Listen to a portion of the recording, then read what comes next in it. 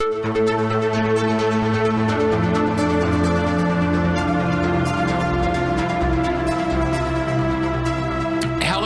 the Sensibly Speaking podcast. This is Chris Shelton, your host. Thank you very much for inviting me into your home again this week. I am joined by Tony Ortega, journalist and Scientology reporter on Scientology, I should say, for a very, very long time. In fact, Tony, welcome to the show. How long has it been? Wow, Chris, I guess I wrote my first story about Scientology in 1995 for the Phoenix New Times. Damn, 1995. That's the year I fucking joined the Sea Org. And that was the first time. Wow, a long time.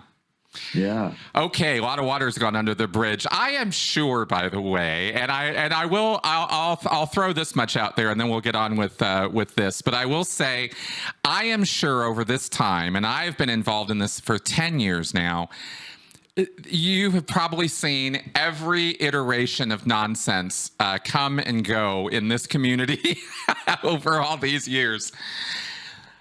Well, let me just say, I mean, my first introduction to a Scientologist personal story of getting in, getting out was Tori Chrisman, and I told her story in 2001. Right. And that was I had written stories before that, 95, 97, that kind of thing. But the first story where I really got to know a Scientologist and tell their whole story was Tori. And one of the things I learned from that is how long it can take somebody to come out of Scientology and get through that thinking and try to readjust to the outside world. And, she had told me that, it takes a long time. And I think, we had talked about how it takes people 10 or 12 years before they're finally sort of seeing things a little more clearly and maybe can come forward. And even then there's risks about going public and that kind of thing. So this was, I think, one of the most surprising things for me in this whole journey was this guy, Chris Shelton, who came out of the Sea Org and was on YouTube within weeks. Yeah. I don't know how you did it, because for so many people, it takes such a level of transition. And I just always thought that was amazing that you were able to kind of see things clearly so quickly. And you've been tearing it up ever since. So I really admire that about you, that you were able to figure things out so fast. How did you do that? I think actually it was more of a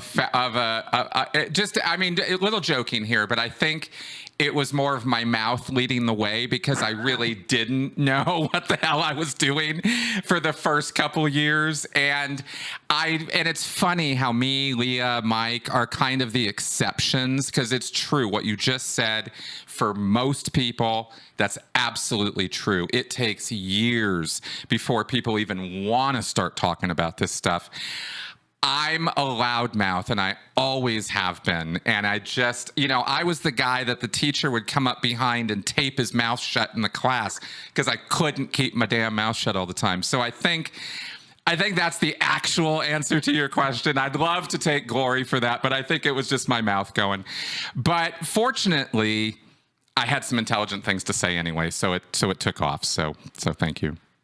Yeah, no, and you got out a book that helps explain things to people that haven't been in. I mean, but I understand why it's hard for some people. I mean, I talk to people who have been out for 20 years and who have really valuable things to tell me, but they still are super careful. They don't want anything out about the fact that they're talking to me or what's going on. That's right.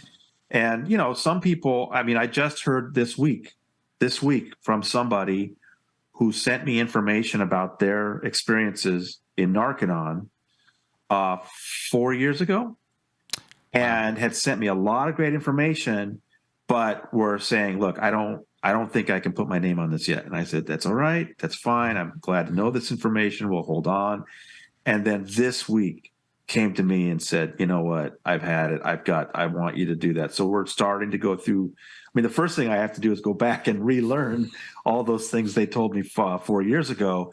And it's a little bit of a process. But I mean, this is the kind of thing we talk to people all the time. That's right. That are still keeping quiet, don't want people to know. And that's fine. I mean, because some of the best stories I've been able to do at the Underground Bunker are stories that people have given me that nobody knows where I got that information. And that's good, because that keeps Scientology guessing. And that's the most important thing. Exactly. That's exactly right. And I don't know that a lot of people understand the necessity for not engaging in full disclosure or transparency all the time around this topic.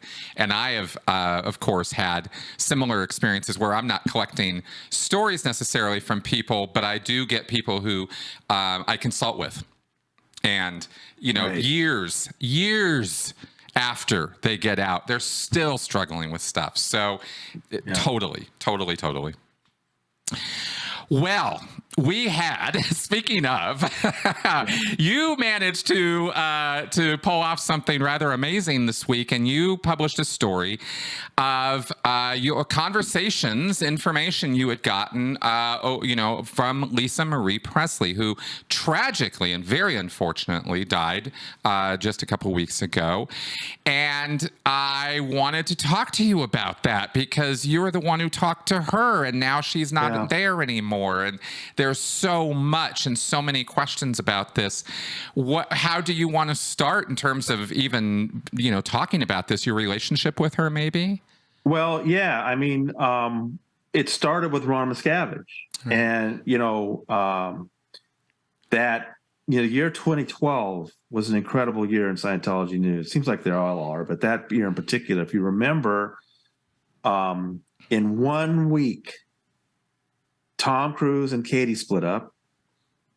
That whole mission in Israel left Scientology altogether. That's right. The Haifa thing. That's right. And Karen lost her son. Right. Karen De La Carriere lost her son. All in the same week. I was going crazy trying to deal with these stories all at one time. And that's also when I learned that Ron Miscavige had left the base. It had actually taken place a few months before, but that's about the time it got to me that David Miscavige's own father has fled the base.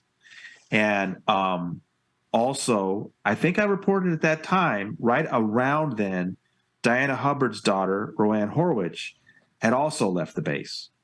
So I reported both those things in that summer of 2012. That was just an incredible summer. All these things were going on at the same time.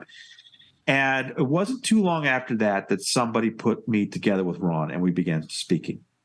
Right. And, just like we've just now been talking about, he was going through this process. He was kind of confused and bewildered. But it was great to make that connection and just start talking to him. I knew that he was not anywhere near wanting to have a story written or anything like that. But it was nice just to talk to him. And I don't know how many people noticed this, but the first little step he took, and I'm sure you've talked to many people that go through this, they take little bitty steps. The first step was he had written this little book of memories from Pennsylvania, and he was self-publishing it, and he wanted me to say something about it. I was like, Ron, this might be a little dangerous. Like, no, don't, Tony, I want you to. And so I think he came out with a couple of these little books of memories. And so I wrote about that. Of course, I did not say, oh, by the way, Ron wants me to tell you all about this book. But that was the first little bit of that process, was he was kind of putting his toe out to see what it was like to get a little publicity and that kind of thing. And of course, for Ron Miscavige, this was the son of the leader, and he knew he was under surveillance. I don't think he quite understood the level of it. And the way we found out about that was this. This was a few years later, 2015. I'd been talking to him for a while. I didn't think he was going to say anything publicly for a while yet, really publicly. And then this story showed up in the LA Times. It was just incredible that these private investigators were pulled in by the police there at this little town in Wisconsin where he lived. I don't know if it's too little, decent sized place, West Allis, Wisconsin. And the West Allis police got called that there were these two guys acting suspiciously. They went and they picked them up. And there were these two private investigators, and they had this small arsenal in their car. You can see pictures of it.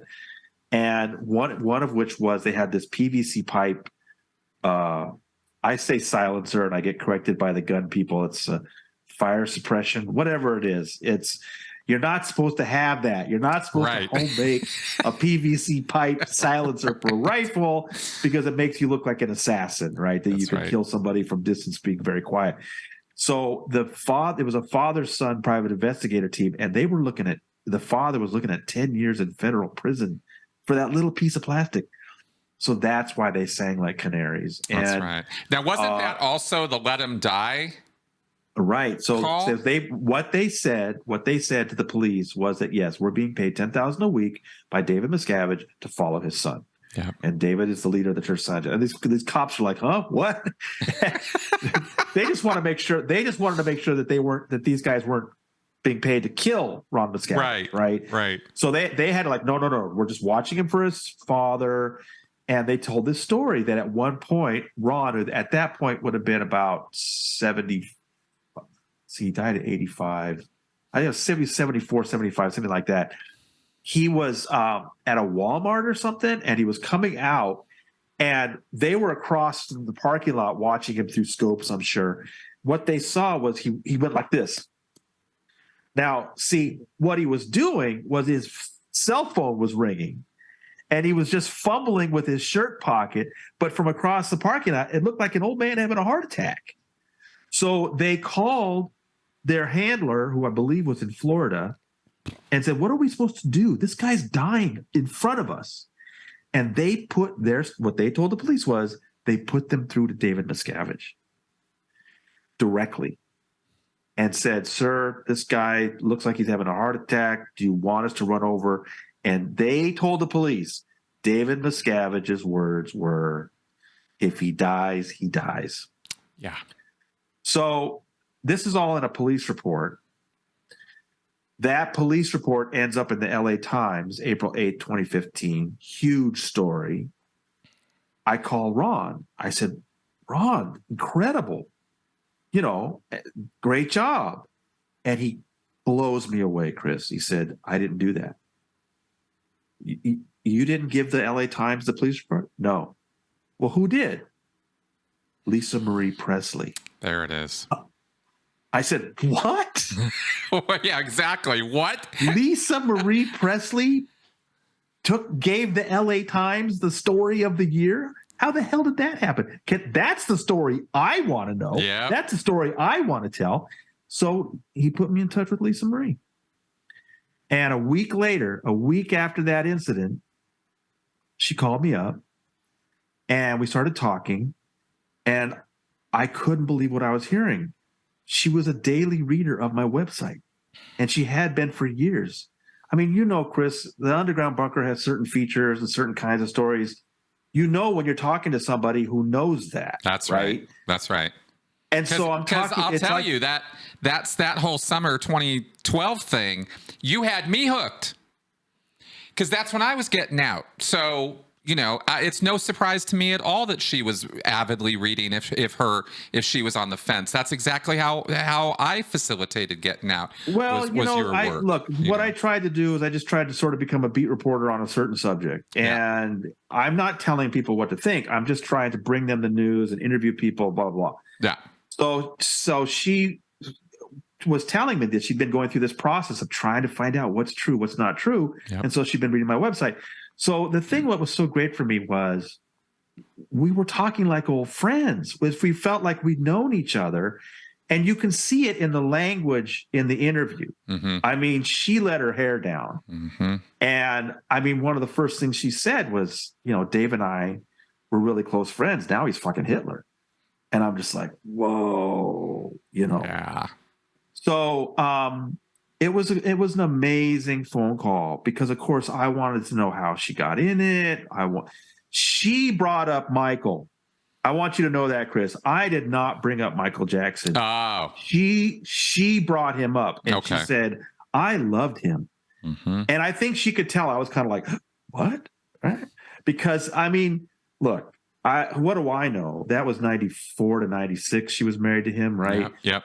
And I don't know what you thought back then, but I just sort of felt like it was some kind of entertainment industry put on. I can't, and she wanted me to know that was real. She loved him. She did not want to divorce him, and that it was Scientology that forced them apart, just like it was Scientology that forced apart Tom and Mimi, Tom and Nicole, and I'm sure many other marriages that aren't so famous, And so, I just felt really grateful that she was letting me in on things like that. And so we talked about Michael Jackson. We talked about the others. She was real close with John Travolta. And she told me right now he's staying at my house. He's renting my house in Hawaii. I mean, the really wonderful details. Right. And this was all back in 2015 that this was happening. This was in April 15th, 2015. Exactly 1 week after that story had showed up in the LA Times. She and I were talking for hours. Got it. And then to me, the most important thing was I had noticed in 2012 that she had put out a single that had some lyrics that suggested to me she was getting out of Scientology, a little ambiguous. But then it was an advanced single for an album called Storm and Grace. And when I got the lyrics for the other songs. There were some songs, the lyrics were really unambiguous. She's leaving or she's out, you know? And so I wrote a story at that time. So that was one of the things I wanted to ask her was, it looked to me like 3 years ago, you were on your way out. She said, yeah, no, you were right about those lyrics. So that was great to get that confirmation from her. And then I wanted to know, okay, so, you're indicating in these songs that you're on your way out. Now you're dropping bombs on Miscavige through the LA Times. Can you get me from, to those 2 points? Yeah. And that's when she started telling me about this thing that happened with Ron. And again, we got to go back to Ron Miscavige for a minute. Ron had left. He visited a family member, his son, and then he was on his own up in Wisconsin. And even though he'd escaped from the base, and ultimately we found out some really dramatic things. I love the detail, like he and Becky had mailed themselves Christmas gifts. They mailed people Christmas gifts that were actually their belongings. They were secretly mailing out their belongings so they could get out of there. Wonderful stuff, and including Hubbard books. That's what killed me, was that he was mailing out his L. Ron Hubbard books as he was escaping from the base. Anyway, but at this point, I mean, even after the arrest of these private eyes in 2013, he still wasn't thinking about writing a book. It wasn't until 2014 in September, October, he finally decided to go down to Florida and see his 2 daughters. Right. That's right. Denise, who is David's twin, and Lori, who's a little younger. And he went down there and he was told, you're not going to get to see them. And he knew it was on his son's orders. So I actually talked to the people that he was staying with at that time. And they told me, and then Ron told me himself later, that when he came back from that attempt to see his daughter, the first person Ron called was Lisa Marie. That's how tight they were. Oh, wow. Yes. The first person he told that his daughter wouldn't see him was Lisa Marie. And he was upset and she was upset. And, to Lisa Marie Presley, there's nothing more important than family. Not just her own family. She took it very personally that Ron was being kept away from his daughters by Dave. Yeah. Yeah. And both of them told me that it was that incident that convinced Ron to write his book, Ruthless. He was not considering writing a book to that time. But then once he realized Dave was keeping him away from his daughters, he decided to write a book. Lisa's reaction was she wanted to go there and see for herself. So she went to the Flag Land Base and tried to have a showdown with David Miscavige. And Chris, this was the bulk of the call. I mean, she was giving me moment by moment descriptions, which you saw in the story I wrote about going over there. She made 3 different trips. She was staying at the Fort Harrison, going over the air bridge to the Flag Building, which had just opened the year before, and trying to see Miscavige. And she was telling me that, he was too chicken to see her, but whenever she'd go over there, she'd see all these cameras. And she knew he was watching, right? Yeah. And so she would go up to the camera and just talk into it, knowing that Miscavige was on the other end watching her. I thought that was so cool. I thought so too, and I also thought that she was being so bold. I mean, I got to tell you, 17 years in the Sea Org, man, and 8 years in Scientology, and I got bitch slapped by Miscavige and his inner circle, like personally, right? So I'm not saying Miscavige hit me. I'm saying that his staff came to me personally while I was still in Santa Barbara and put me in my place, right? Like Miscavige was somebody I feared for decades before I even got in the Sea Org. This was a man you do not mess with. And when I read your story, I just about fell out of my chair because she's like looking right at the camera going, basically, fuck you, dude. Like like straight up in his face. And I was like, man, that is somebody who is unafraid of this guy. And that I love on her awesome. On her second trip, when she knew they were going to bring in Denise and Lori, she said she looked at the camera and she said, "This is for you, action buddy," or something. The way I've got it is correct in the story. But she knew it was all for him. And then they brought in Denise and Lori, and she actually I'll share with you, Chris, that she gave a description of Denise for me that was not the friendliest. I left it out of the story for Denise's sake. She won't appreciate it, but anyway. But they just came in and they just were screaming at her, and she's describing this moment by moment for me, and how Denise and Lori were screaming at the tops of their voices about their father and their brother. And she was saying, she just sat there and smiled. She was like, was not going to take the bait. She knew this. She wanted to have it out with Dave and talk to Dave about, why are you keeping your father from his own kid? And, she just wasn't going to, accept this as the substitute. Right. That's right. And isn't this interesting that this is how he chooses to deal with Lisa Marie this is all after Leah's gone public. So Lisa Marie is saying after Leah, he shut down. He doesn't see anybody now. And I'm thinking to myself, who else is this guy? Like he's just cutting bait. Like he's just happy to have people just take off because she's saying it to the camera, "I'm walking out of here and I'm never coming back." Yeah. If I was in Scientology for my various roles in Scientology and a major celebrity was threatening to just walk out the door because I wouldn't talk to her, I would have, been on hands and knees like, "No, stop, wait, come back, let's sort this out." And Miscavige is such a chicken shit, he couldn't even deal with that.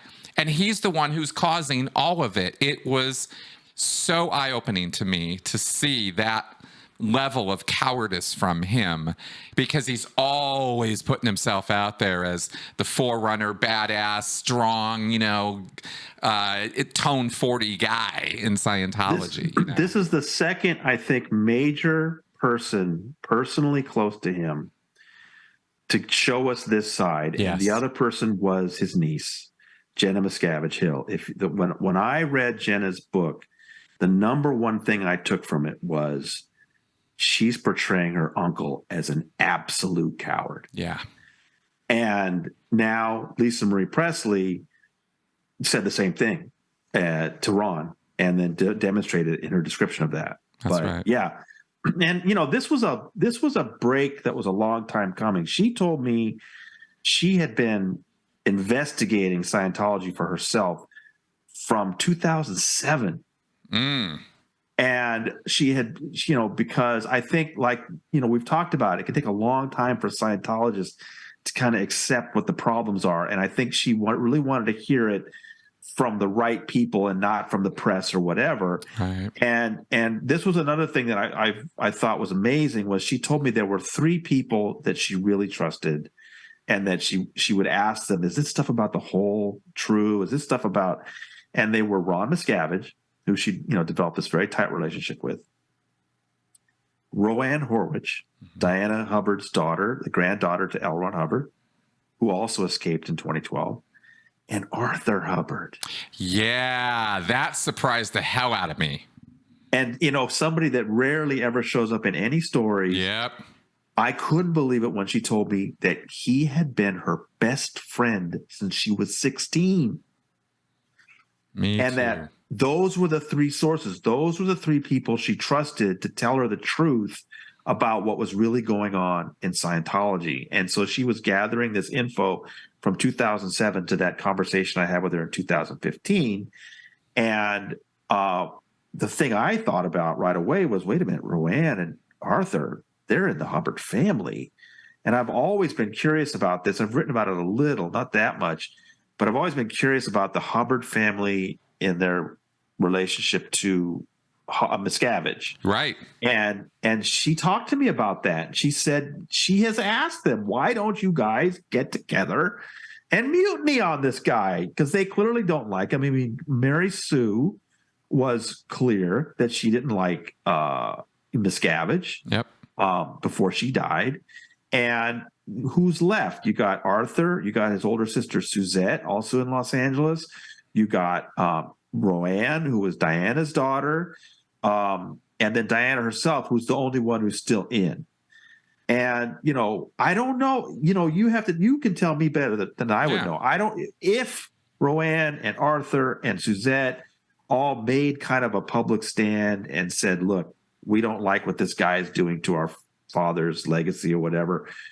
I don't know what that would mean to the current Scientologists. What, would it, I think it's kind of a scary proposition, but it'd be interesting. But Lisa Marie told me she was interested in that. She wanted to know what would happen if the family did that. And I think that's fascinating. Absolutely. And I'll certainly throw my conjecture in the ring on that I think it would matter a great deal to some Scientologists, and I think a lot of others, because it's been so many years that Hubbard and his family have been kind of removed from the equation of Scientology, except Hubbard by name only, really. But in terms of the persona and family, and L. Ron Hubbard as a thing beyond an icon, is not so much there. Miscavige, it's so much Miscavige's cult of personality now that it would definitely have an effect, and Miscavige would lose his goddamn mind if they came out publicly. There's zero question about that. I would be very interested to see how they spun Hubbard's kids, as disaffected SPs. But I could see him doing it. And I could see him getting away with it. You can look all day on the Scientology website and you will see no mention of any of the wives or any of the children. Nope. Miscavige needed to get rid of all of that all the way back in the 80s. And I think, as far as I can tell from personal observation, when I was in the Sea Org, I met her once, Diana Hubbard. Really nice woman. At least in my encounter with her. But not somebody who had any serious power in Scientology. I was always surprised that she was only an int exec and not somehow higher. But it's not the kind of thing when you're in that world that you get to question. So even there, it was like, well, I guess.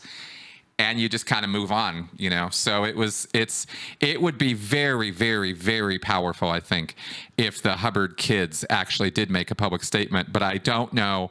I'm sure they're thinking, yes, that would be powerful, but the consequences to our lives personally might be such that, is it really going to be worth this, upending our entire existence for this? Right. I can see where they're coming from, that maybe that might not be the thing they want to do. Yeah. But I think it's interesting that Lisa Marie, at least, told me that they were helping her see the light. That Arthur and Roanne, along with Ron Miscavige, were helping her assess the real issues with Scientology, and she could trust them. So based on what she told me, at least, these family members are disaffected and are not happy with David Miscavige. So correct. That was pretty interesting. And then that was in April 2015. And I had kept in touch with her, I believe, through text messages. We text each other once in a while. And I knew she was really interested in me writing about this daycare scandal. a number of people wanted me to write about that because it had been a while and the parents were still angry about that. But there was this awful Scientology daycare where, and I wrote about this on July 10th, 2015. I think you can find it like Daycare from Hell or something like that. Mm-hmm. But the situation was a Scientologist woman was running this daycare and had all these families that were Scientologists that had their children coming to her house. And the allegation was she had a teenage son who was molesting these kids, molesting the girls. And so these parents were ready to go to the police and the district attorney, and the master at arms at AOLA talked them out of it. So that that wouldn't be a man with the name with the initials JS, would it? I don't know if I named him in the story or not. I can't remember. I was able to, it was not an easy story to put together. You did name him. You named him in the story. Okay. Yeah. Julian Schwartz. Yeah. It was not an easy story to do though, because there was some police action and I could get the police to at least corroborate that there had been some talks about it. And I believe the boy was punished to a certain degree, but not the way the DA wanted to, because the parents wouldn't cooperate. But there was some paperwork, and that allowed me to write the story because, you can't just make allegations and, without something to them. So anyway, I got the story out, and that day that story came out, that night, I had Kate Borstein and I had decided to get together. When Kate and I get together, we love to meet at the original Patsy's in East Harlem, which is, Frank Sinatra loved that pizza joint. It's nice. Just like it's old New York. It's great pizza. And so it's pretty close to where she lives. And so I went uptown and we're sitting down to have, and we're just, every time I get together with Kate, she's so fun. She's awesome. And my phone rang and I looked down at it and my eyes went like that. And Kate looked at me like, what? And I just held it up so she could see Lisa Marie Presley on my phone. And I ran out to the sidewalk to talk with her. And she was just like, really, I'm so glad you got that story out. It's really important. And at that, I took that opportunity. By then it had been a while since we had talked before. And I had been talking to Ron, and I knew Ron was now serious about his book and was well into it. And I was like, look, Ron's going to write about what happened with Lisa Marie trying to see Miscavige. And I'm sitting on all this material, and I kind of, I'd like to get my own story out about it. And so I talked to her about that. And I said, look, I want to write about what you told me, but I won't say where it came from. And she said, no, that's fine. So, it was very clear to me, Lisa Marie wanted this information out. Yeah. But she had told me the reason why, because I'd asked her, why aren't you doing what Leah's doing? Why aren't you if you came out and talked the way Leah did, oh my goodness. And she said that the main reason why she wasn't being more public was mainly because she had 6-year-old twins. And these two girls, I tend not to use their name, they're still underage. But she had these two twin girls, and their nannies were Scientologists. Right. And the girls were totally attached to these nannies. And she knew that if she went public, one of the first things Miscavige would do is yank those nannies out of there. Mm-hmm. And I remember telling her, I said, you know that Scientologist nannies are reporting every day to Miscavige about what's going on in your house, right? Yeah. And she knew it. She was like, yeah, I know. But she just decided it was better to keep the things they were. That's fine. And so, but then, the sad thing for me was that I stopped hearing from her, and then Ron stopped hearing from her. We were talking about this, like what's going on with her. And then those last few years just seemed to be so chaotic for her. Right. She went through this.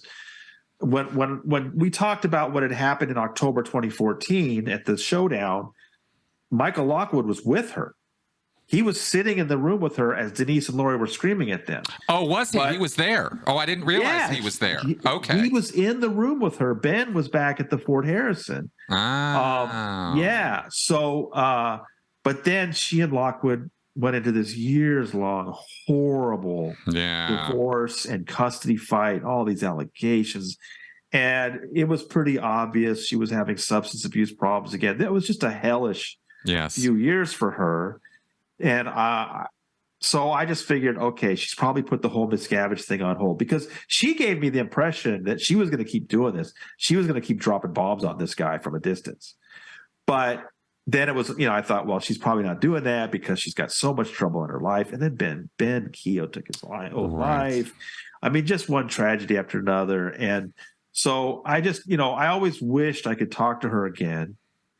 And then the most amazing thing was this trial in October, Chris, when, I broke the news that she was going to be on the witness list. Yeah. I had heard this for a long time, that they were going to call her. And of course, all my readers would ask me to testify about what?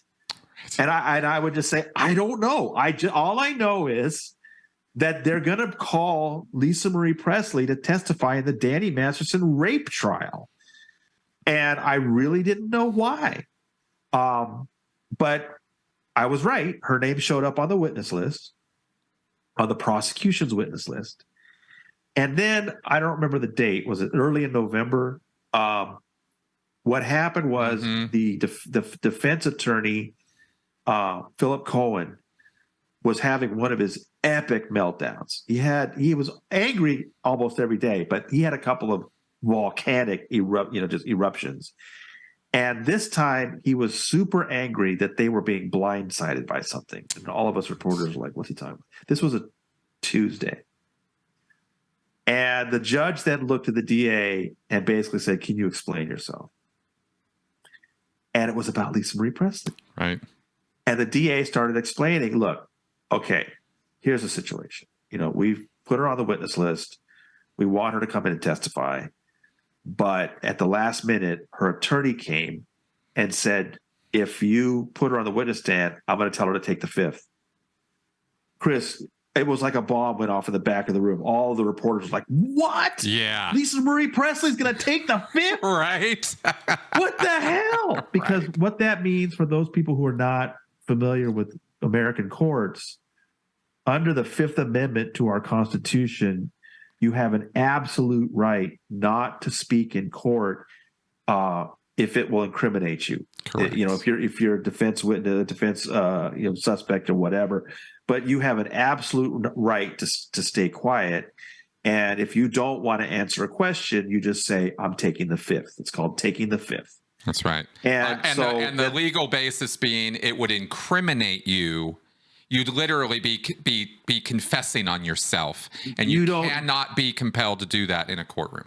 In American courts, you do not have to discuss things about your guilt or whatever. Right. And juries are told, like with Danny had the absolute right not to testify. And the judge told the jury, you cannot hold that against him. He has the absolute American right not to take the witness stand. Okay.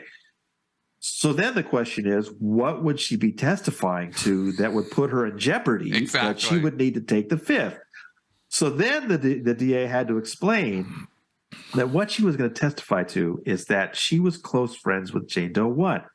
Jane Doe 1 is the person who said that she was attacked in April 2003. She immediately went to the church. They put her through all this crazy past life counseling to find out why she was a victim and all this stuff. But she told them, look, I want to take this guy to the LAPD. I want to turn this guy in. And, you're not supposed to do that in Scientology. And she was told in no uncertain terms, you can't do that. But she finally was like, look, I'm going to go to the LAPD. What Lisa Marie Presley was going to testify to, according to the DA, was that at that point, Scientology instructed Lisa Marie to talk her friend, Jane Doe 1, out of going to the LAPD. Mm-hmm. Scientology wanted one of its celebrities to keep a rape victim from turning in the rapist. Mm-hmm. That's called obstruction of justice. Now, I know there's not an obstruction of justice statute in California, but I know the feds have been looking at this, and this is really interesting stuff. So what the DA said was that Lisa Marie's attorney had said, look, I can't have her testifying to that. And so you kind of have to put two and two together. What he was saying was, sure, you can have Lisa Marie up there describing a crime committed by the Church of Scientology, but she took part in it. So she would be incriminating herself if she testified about it. So what the DA said was, look, it's been too many years. That was like 2003 or 4. This is 2022. She's not, you can't prosecute her for that. But just to make her feel more comfortable, the DA said, I granted her immunity. And at that point, she came down to the office. That was that previous Friday. They interviewed her and she signed a statement. They immediately gave it to Cohen and the defense. But see, Cohen, 2 days later on a Tuesday, was complaining to the judge that this was all too last minute. He was basically saying that there was something that stunk about this whole thing. So the judge just wanted the DA to explain, and the DA was stuck. He had to explain it to her in open court in front of all of us. So that's how we got the story that Lisa Marie Presley, finally we found out what she was going to testify to, that the church had tried to the church had asked her to keep a rape victim from turning into a rapist. Unbelievable. I mean, let me ask you this. Believable, actually, but yeah. Let me ask you this. So that my conclusion was that I think if Lisa Marie Presley is thinking about coming in and saying that about the Church of Scientology, it's probably a pretty good indication that even with all the things she had been through, the terrible years she'd been through, that she was probably still out. What do you think? Absolutely. No question about it. Because there's no way you could ever contemplate doing something like that as a Scientologist. It's literally a high crime. Yeah. I mean, literally. It's not even like I have to exaggerate the importance of that. It's a suppressive act to do what she was contemplating doing. There's no chance she was still a Scientologist and doing that. And I respect her that she was preparing at least to come in and do that. It takes a lot of guts, and it shows that even though it had been 7 years since I spoke to her, she was still in that mindset that she wanted to expose Scientology's abuses. Exactly. In fact, even going down and making a statement and signing it, I mean, for the DA, gutsy, ballsy move right there. And that statement still exists. I don't know if we're ever going to get to see it, but so what happened then really, I mean, that you have to understand, we're all the reporters in the back row are hyperventilating. We can't believe what we're hearing. And then the next minute, Judge Olmedo takes it all away. I know. I was so pissed about that. Judge Olmedo said that Lisa Marie coming in and testifying to Scientology's wrongdoing is not directly relevant to Danny Masterson's guilt or innocence. And that's all this trial is about. That's right. So there is a civil lawsuit. And she said there's a civil lawsuit about Scientology's actions, and this seems more appropriate for that, but it's not relevant for this trial. And she said she won't allow that. Well, once she had done that, that was like most of the reason they wanted to call Lisa Marie. Now they still could have called her as a fresh complaint witness just to say that she knew Jane Doe 1 and she'd heard about the rape and all that. But they decided not to do that, and so she wasn't called at all. Then we had a mistrial. So that was November 30th. And then on January 10th, the DA came in and said, yeah, we're going to do this all over again. Yep. So, I can tell you, I was in the courtroom that day on January 10th, and one of the things both the DA and Judge Olmedo talked about was that, look, the DA side put 32 names on their witness list and only called like 12. Exactly. Right? Yep. And the reason Judge Olmedo brought this up was that Cohen was trying to say, look, if you do this all over again, you're going to have the same result. Yep. And the judge was like, yeah, but they could call different witnesses, right? Mm-hmm. Which I found was interesting because I know some people are a little critical of her. They felt that she rushed the prosecution. I'm one of those people. Right. And that the reason why the DA only called the witnesses they did may have been the time pressure from the judge. Yep. So that's one reason why I think maybe the second trial will actually go longer. Yep. Is that the DA will call not just some slightly different witnesses, but maybe more. And so, coming out of that courtroom, one of the first things on my mind was, hey, maybe this time you will call Lisa Marie, right? And maybe this time you can argue a way. See, I had a feeling that if he could get her on the stand, because if you remember what happened with like Trisha Vesey, for example, there were all these restrictions on what she could say, and they ended up getting blown away. And she got to say basically everything. And I had a feeling that if Mueller could get Lisa Marie in the witness stand, he might be able to lead her into those areas in a way that the judge would allow. Just get her up there. Let's see what happens, right? Exactly. So I came out of that room thinking, wow, I'd like to see Lisa Marie called. I'd like to see Marty Singer called. I'd like to see this spy guy called. This could be really interesting. And so then 2 days later, I'm on a plane flying home thinking about all this. And I had Wi-Fi on the phone, and I couldn't believe the news. Lisa Marie Presley whisked to the hospital. Yeah, it was so sad. Just so awful. Sudden. 54 years old. I mean, she's like a year and a half older than me. Well, one thing I want people to see, immediately people started saying, well, on the 10th, they revived the lawsuit. Maybe the criminal trial, maybe she's going to be called. 2 days later, she dies. Did Scientology have something to do with it?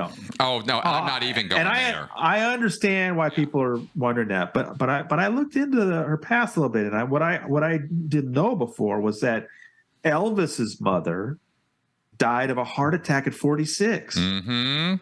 And Elvis had cardiac arrest at 42. Right, exactly. And Lisa obviously had such a drug history. Of course, now when I wrote my story. Since then, you've seen the stuff that's come out recently, just horrendous details about her drug use and stuff. So, I mean, that affects the heart. These drugs are so powerful. I've had personal friends of mine who died because of using those opioids and just not, being careful. Right. Well, at the Golden Globes was the last public place she was seen, and it was very obvious to anybody who's looking that she was haggard, not in good shape, leaning, on her partner there for support, etc. I mean, she was clearly in a bad way, and we already know that, and I've heard this from people who were connected with her, that that very much her son's suicide was a make break point for her as a person, and she never really came back from that. Yeah, the death of Ben was obviously a huge blow for her. I mean, he took his own life in her house. Yeah. I mean, just horrendous. Yeah. And who knows, and doing that, I mean, this is conjectural, but, while she's having her own issues and problems, and clearly, I mean, this is no psych eval to say, it seemed pretty clear she was carrying around an awful lot of guilt about that. That's sad. That's just sad all around. It's tragic. The heredity, the drugs, the personal tragedy. There's plenty to understand why she was, in a bad state. You don't need any conspiracy theories about, people who wanted her dead or something crazy like that. Especially since she wasn't even a star witness, and she was even stricken from the record. Why? Why would you do that? It doesn't make any sense. No, her testimony, I don't think would have been really big for the Danny Masterson guilt or innocence. I think the judge is right about that. Yeah. And it doesn't fit the time period for the civil lawsuit, which is about harassment since 2017. But still, the idea of Lisa Marie Presley testifying about Scientology's obstruction of justice would have been huge. It would have been huge, and it would have been a feature element of the civil trial. And I'm really upset that isn't going to be to happen. At least her statement's still there. Hopefully that can be entered into the record as something better than nothing, really, so that her effort isn't wasted. That's what I want to see is her attempt, Well, that's part of a large part of why I did this story is that she was badass. I loved talking to her. She, you saw the language she used. I was going to ask you after we got done with the specifics of this, what was she like to talk to? What was she? Because only you can tell me that. What was she like? Yeah. No, it was so fun because, you Scientologists curse like sailors. Yeah. And it's the way you're trained. And it was just like so fun. I mean, when she stopped the conversation and just said, I love Michael. I want you to know that. She knew that was something that I might be skeptical of or something. And she really wanted me to understand that. And that's the kind of thing where I felt like I was so fortunate to be having this conversation, because I think if it was another just sort of reporter from a magazine asking a question, she would have had a different sort of, in Scientology, you would say valence, right? Right. She would have a different valence, but she's talking to the guy at the underground bunker, the site that, she reads every day. And that we felt like we were old friends. And so she wanted me to, understand these things. And so she told me in a way that was really, it was just a wonderful, heartfelt conversation. And she was funny. She was badass. And she was a fighter. And that's what I wanted people to know. I really came out of that admiring the hell out of her. And also, she was so savvy. Let me just try to give you an explanation of, so Ron Miscavige had learned that these private investigators were tailing him because they'd been arrested by the West Allis Police Department. He then went down and tried to have his thing with, to see his daughters and got, prevented. And then he's angry. Now he's going to write a book. Now he's going to do it. And he knows that police record is going to be a big part of his book. In fact, his original title, it became Ruthless. His original title was If He Dies, He Dies. That was going to be the title of his book. That's how important that element of those private investigators was going to be in the book. And he told me, she came to him and said, look, here's the problem. We can't have that information come out first in your book. And he said, why? He said, because it's a book by you. It's a memoir. It's a subjective thing. It's like your argument. We need this to come out in an objective place that has no skin in the game. Then not only so she hires this attorney, and the attorney works with Mike. Mike Rinder has now revealed in his book that he was part of this operation too. Yeah. And it was Mike's suggestion to come out in the LA Times. And that's so smart. And, I give Lisa Marie credit for approving that plan, because I have, you've seen me complain about this at my website, that the LA Times in the 1990s was unequaled. They were the publication for exposing Scientology's abuses. No question. Joel Sapel, is it Robert Welkos? I always get his name wrong. Joel Sapel, my hero, wrote these stories at the LA Times. Yeah. And, but then after that, in the 2000s, for some reason, the LA Times just seemed to have gotten a lot less curious about Scientology. And I wasn't sure what it was. And so to come out in the LA Times at that time was so smart, because the LA Times wasn't campaigning. They weren't, they had kind of gotten away from the Scientology story. And now they've got this just bombshell. And she also had it go to a couple of other like electronic media organizations that were also not known for exposing Scientology. Very savvy woman. She knew what she was doing. She knew that if it came out in those outlets, it would have more power. Yes. That if it came out in some outlets that were a little more known for poking the bear. You know what I'm saying? Exactly. So yes. I just thought, Miscavige, your goose is cooked. This woman is so smart, so savvy. And that's what I took away from that conversation. I just enjoyed it so much. I had so much admiration for her by the time we were done talking. And I was just disappointed that after that, things seemed to go so wrong for her in so many ways. Yeah, it was. There really are. It's just the perfect word is tragedy. I can't. I keep coming back to that with her, because having reviewed her entire life, and her father dying when she was only 6, and nine, and then being turned over basically to Scientology shortly thereafter, and getting dropped off at Celebrity Center, and and having to and being a Scientology kid, knowing exactly what that experience is like. And but not having a clue what it's like to be the daughter of Elvis. I mean, Jesus fucking Christ, right? Right, Talk about right. pressure. And Yeah. she doesn't come into the money until she's 25. So how many sycophants, how many yes men, how many people in her life just there to take advantage of her as a child? You know, I can't even begin to relate to that. You can see why she and Michael probably had several areas of connection. Yes. He had been through the same thing, and That's right. they connected on that level that, we both had these totally crazy, bizarre lives, but we can relate to each other on that level. That's right. And it was even a little bit sad for me in retrospect to see how judgmental everybody was about that, to the point there were news stories and tabloid media out interviewing man on the street. What do you think about Lisa and Michael Jackson? Oh, what a joke. And you actually see the human being there.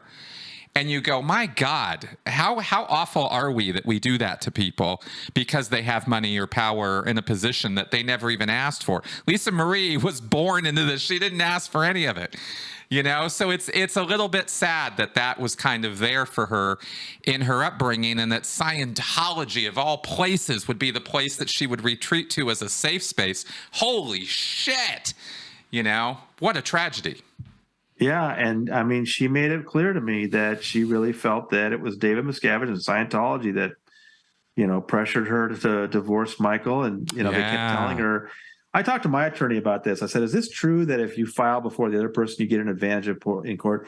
And he said, it's an axiom. It doesn't mean it's true, right? It's like everybody believes that if you're the first to file, you have an advantage, but it's not.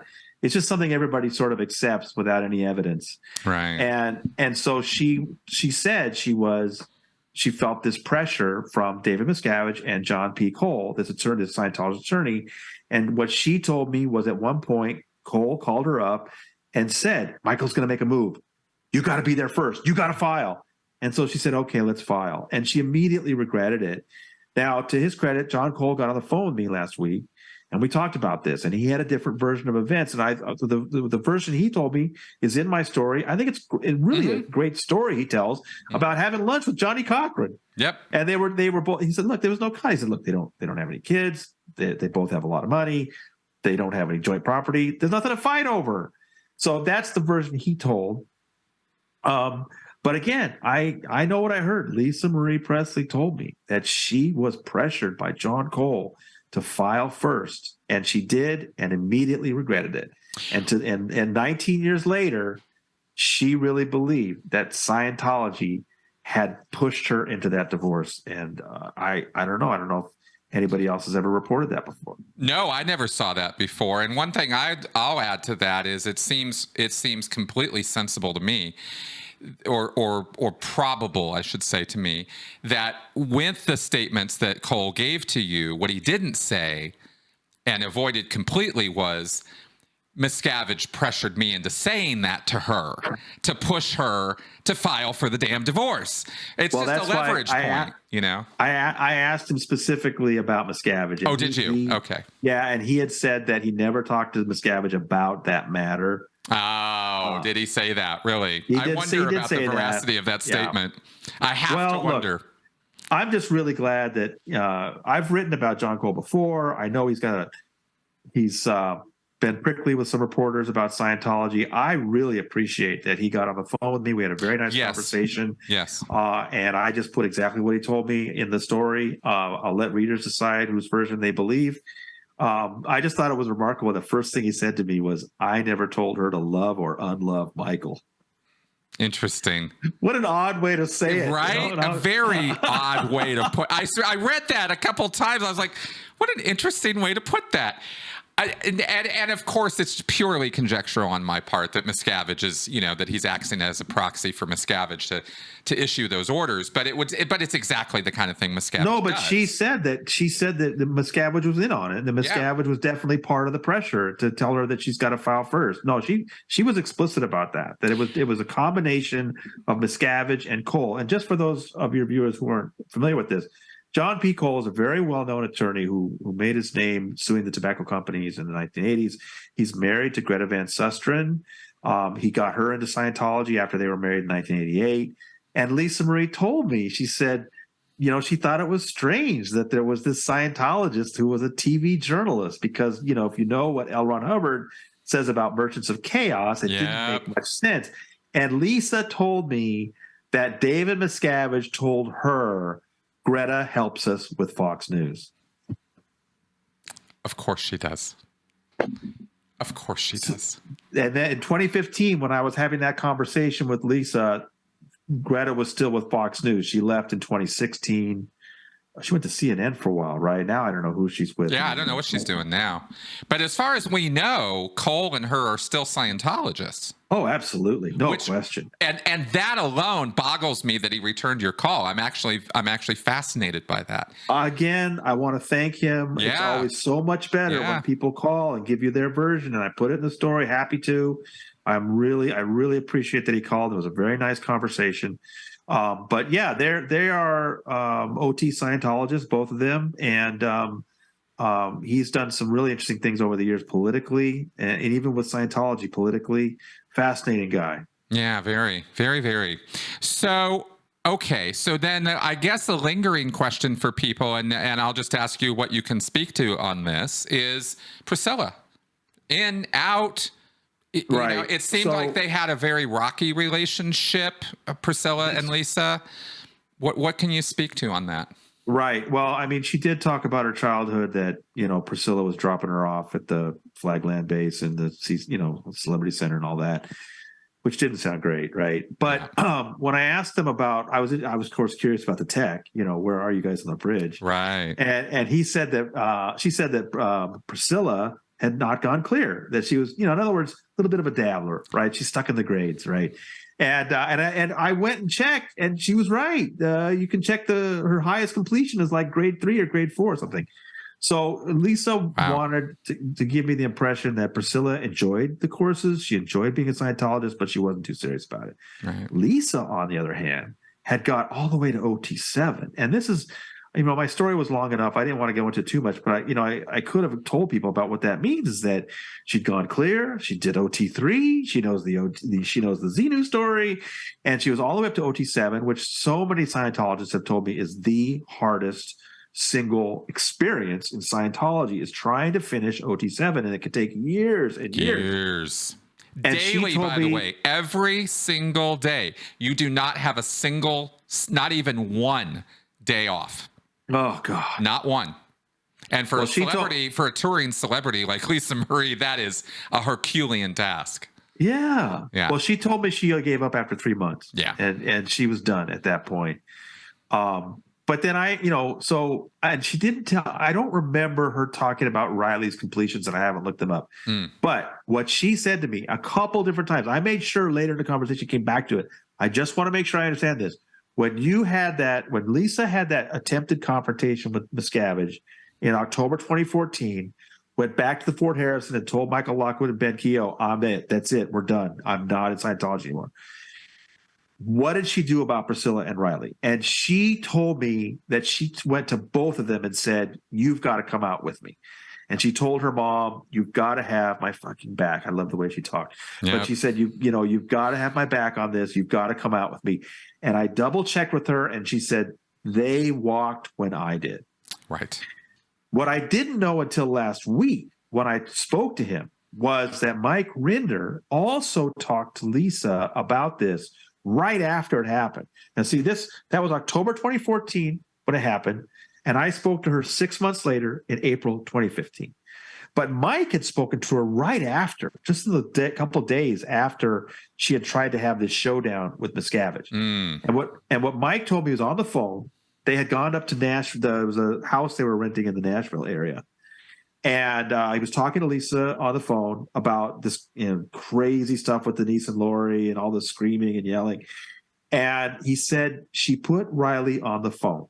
And Mike said he had never spoken to Riley Keough in his life. These were the first words he was going to hear from Riley Keough, and they were, "You need to take down these motherfuckers." Right, I saw that.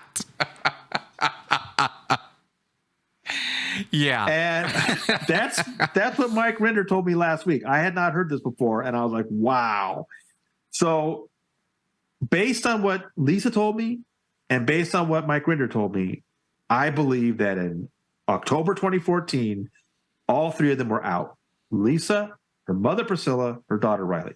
What about since then? Now, I have written at the bunker a couple of years ago that we noticed Riley was starting to show up on Instagram photos with her Scientologist friends. Mm. And Priscilla had put out some sort of conflicting statements through her representative. And it just looked like, and then of course, at this point now, I wasn't hearing from Lisa anymore. She was going through this horrible period. It just looked like Priscilla and Riley might be coming back in. Okay. And of course, I couldn't check with Lisa at that time to find out. So I don't know their status. I hate to guess. I don't know. All I know for sure is that Lisa told me Priscilla and Riley were both out in October 2014. Where they were the ensuing years, late teens, early 20s, I don't know. I saw evidence suggesting that maybe both Priscilla and Riley had gone back in.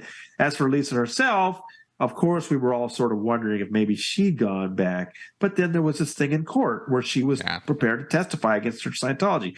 So then the question now there's this big fight brewing between Priscilla and Riley over the trust. And so the question is one of them sort of taking orders from Scientology? Is there a Scientology angle to this fight? And I don't know. I'm going to be watching, like everybody else, the court documents that come out and see what we can possibly glean from them. But at this point, it's a fascinating battle between Priscilla and Riley. And I don't know if they're both in, one is in and one is out. But it's something obviously we're all going to be interested in. Yeah, for sure. This is reminiscent, by the way, to me a little bit of the last time we got together because we're very focused on Scientology. Yeah, we are. And the Presley family might give a shit about it at this point. And the whole contestation of the will or the trust, all of it might have. I just want to put this out there for the audience. Yeah. I don't know. Yeah. But I'm just saying it might well be Scientology is nowhere in this picture right now. It's all conjectural right now. We have to wait and see for things to roll out. And I'm only throwing that out there, folks, because you know me, I gotta throw the other side out there for you to think about because we tend to get a little tunnel vision on this stuff sometimes, you know? Right.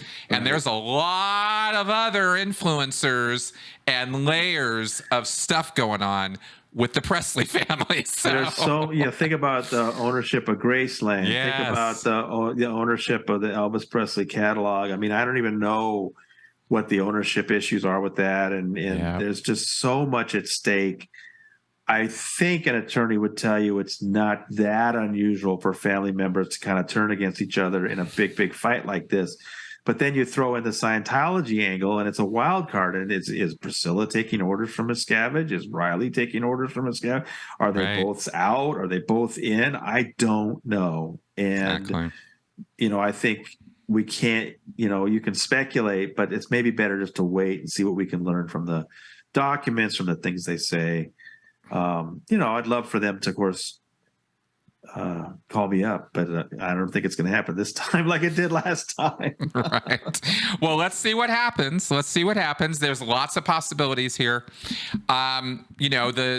Hopefully they are staying away from it, staying out of it. If Priscilla was really never that serious, and I don't know about Riley, and that's the wild card, the friends and family line. There's so many ways to wrangle people back into Scientology. Trust me, I know. I used to do it. It's possible to bring people back in. Well, and also, you're referring to Priscilla's, being online, and I just want to point out that isn't it possible for people to be very loyal, obedient Scientologists, even though they're not doing that much of the bridge? I think, aren't they two kind of separate things? It is true. It is true. It might be a level of commitment that goes above and beyond, even if her level hasn't gone above and beyond. That's entirely possible. She was clearly loyal to it for decades. So, so dragging her back into it. this is the point where I have to say I don't know, because I don't know about her personally and what needs that, Scientology is fulfilling for her. Right. So anyone's guess, but let's just keep an open mind. I like to hope for the best. See what happens here. Well, you and I like to talk about this stuff, but we're careful. We don't want to go off with stuff we haven't checked out, and that's right. And that's it's better to maybe wait a little bit and try to get things right. So, Exactly. But I'm interested. I think some interesting stuff's going to come out in that litigation, and it'll be interesting to see if they, because Lockwood was throwing some elbows at Lisa about her Scientology involvement. And well, I was going to ask you, was he a Scientologist?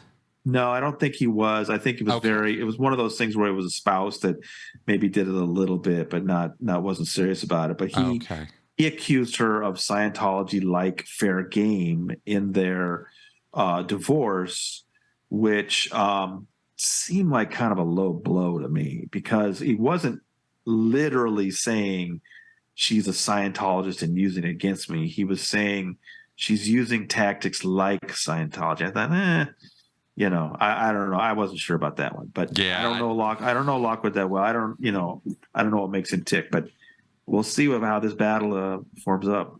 Yeah, it's definitely going to play out, and I'm sure TMZ will be there blow by blow.